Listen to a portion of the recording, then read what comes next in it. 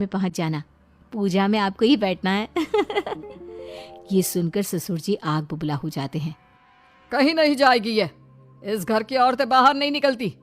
तू तो इंजीनियर है इसलिए तुझे इजाजत दे दी, लेकिन ये तेरी सास 4 अक्षर नहीं आते इसको। अरे रहने दे, क्यों पैसा बर्बाद करवा रही है।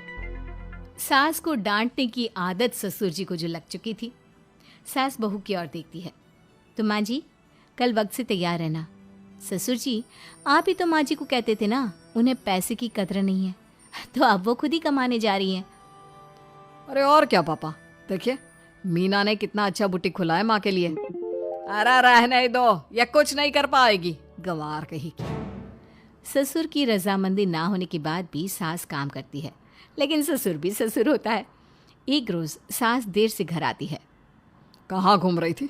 ये कोई वक्त है घर आने का? घर का ठेका क्या आप मर्द लेंगे? अब लगोगी रसोई में, क्योंकि तुम्हारी बहू रानी भी नहीं आई अभी तक।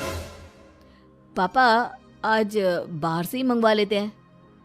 आज बहुत ज़्यादा काम था, किसी की शादी का पूरा कपड़ा सिलना था। कल उन लोगों की ट्रेन थी, खुद बैठ कर काम करवा कर गए हैं।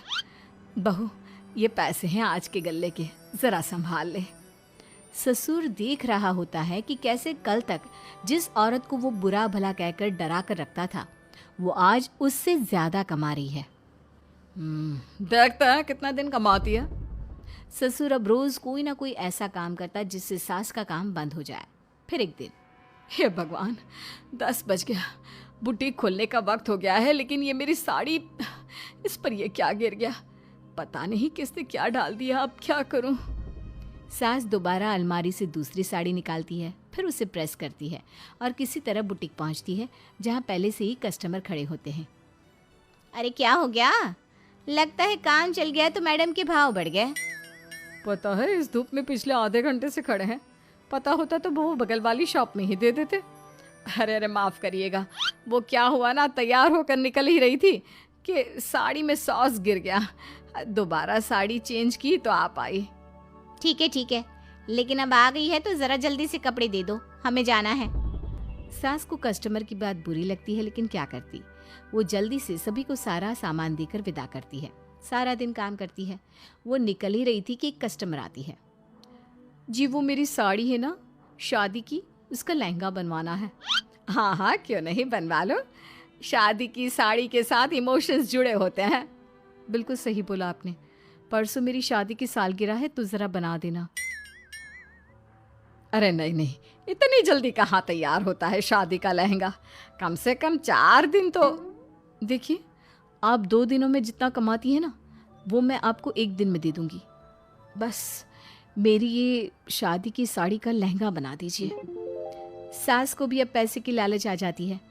वो सोचती है कि वैसे भी कोई अर्जेंट काम नहीं है, तो वो मैनेज कर लेगी। अब ठीक है, नाप दे दीजिए। औरत नाप देकर वहां से चली जाती है। सास सोचती है कि घर जाकर रात में काम करेगी। ये सोचकर वो उस औरत की शादी की साड़ी घर ले आती है। वाह, अब काम घर पर भी ले आ रही हो। हाँ, लेकिन घबराइए नहीं, घर के काम में कोई असर नहीं होगा। सास घर का काम करती है, बहू के साथ खाना बनाती है, खिलाती है, और फिर क्या बात है सासू माँ, बड़ी जल्दी जल्दी काम कर रही हैं आज। सास बहू को सारी बात बताती है। क्यों माँ जी, इतनी भी क्या मेहनत करना? अरे बात सिर्फ पैसे की नहीं है, बल्कि उस बेचारी औरत की इमोशंस की भी थी। ये उसकी शादी की साड़ी है ना। ससुर पास खड़ा सब सुन रहा था। अब देखो, बहुत काम करने का शौक है ना, कैसे भरे बाजार तुम्हारी दुकान खुद तुम बंद करोगी। जब सास पूरी रात काम करके सुबह लेटती है, मौका देखकर ससुर कैंची से साड़ी को काट देता है। अगली सुबह, चलो, कल आधा लहंगा सिला था, आज पूरा करके शाम को ही उसे उसका लहंगा सौंप दूंगी। लेकिन ये क्या, सास जैसे ही लहंगा उठाती है, लहंगा तो फटा होता है। वहीं ससुर छुपकर सास को देख रहा था। हाय रे, ये किसने किया? ससुर छुपकर हंस रहा था। बहू देख लेती है और ससुर के पास जाती है। पिताजी, आपसे ऐसी छोटी हरकत की उम्मीद नहीं थी। आप खुद ही दुकान बंद करेगी। ससुर वहां से चला जाता है। सास भी वहां